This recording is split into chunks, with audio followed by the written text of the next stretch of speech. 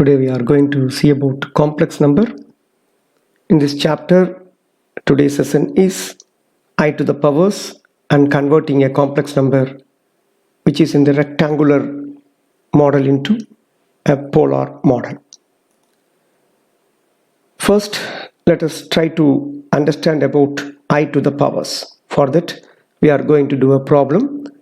Try to simplify I to the power 15 plus I to the power 42.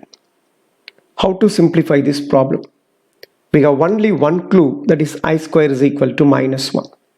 So it is better to keep the powers in even, not in odd.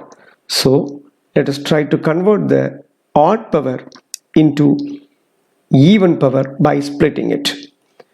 So this I power 15 can be written as I into I to the power 14, and you can keep I power 42 as it is because the power is in even already. Now let us try to bring this I to the power 14 to in the model of I square, the whole power, because we know the value of I square is equal to minus 1. Now this I power 14 is converted into I square the whole power 7, and I power 42 is converted as I square the whole power 21. Now apply the value I square is equal to minus 1. We will get minus 1 to the power 7 here and minus 1 to the power 21 here. If we simplify this, we will get the answer as minus I minus 1, that is minus 1 minus I. So I hope you would have understood how to simplify I to the powers in this problem. Now it's our main goal to understand what is rectangular form and what is polar form of a complex number. Right. Let us consider a point 3, 4 in the plane, this organ plane. This point can be reached in two ways. First way, we can make a move of 3 units on x-axis. From there we can go up to the value 4 on y-axis. Now you can reach the point 3, 4. Moving in this way is called by the name rectangular way of approaching the point. In case if you want to do in some other way, that is without using this movement of x coordinate and y coordinate, is there any another way to reach this point 3, 4? Yes, that is a way. This is a right angle triangle, you know very well. The length of this side is 3 and the length of this side is 4. Using Pythagoras theorem, you know this hypotenuse value will be equal to 5. Now let us do one thing. Let us take a line segment of length 5 units on x-axis.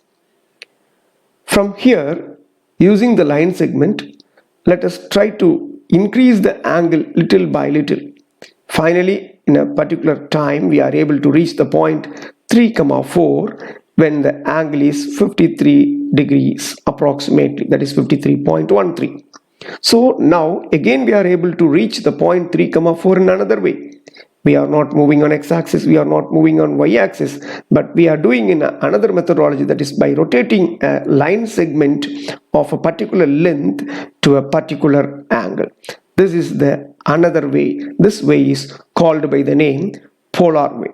So to reach a point in the complex number, to reach a point in the organ plane, we can follow rectangular methodology or the polar methodology. Now to understand about polar, we must know the terminologies in mathematics. Right. What are the terminologies? This distance, that is the distance from this origin to this particular point, is called by the name modulus.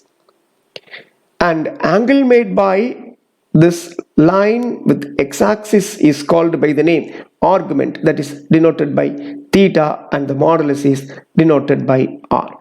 So let us try to understand this and let us try to derive formula for modulus as well as for the argument.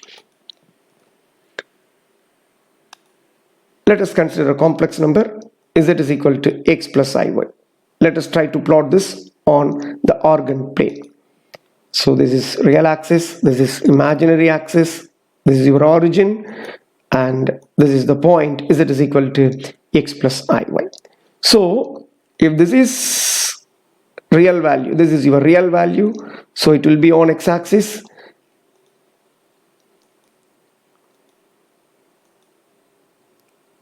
The x-axis value is x and y-axis value is y here. Now let us try to find this length. This is, what is the length of this? This is called by the name modulus. This is a right angle triangle, so we can apply the principle of Pythagoras. If you consider this length as r, then r square will be equal to x square plus y square. We want to find r value, just take square root on both sides. Your r value will be equal to square root of x square plus y square. This is called by the name modulus. Now let us try to find argument. Argument is nothing but, already as I told you, angle made by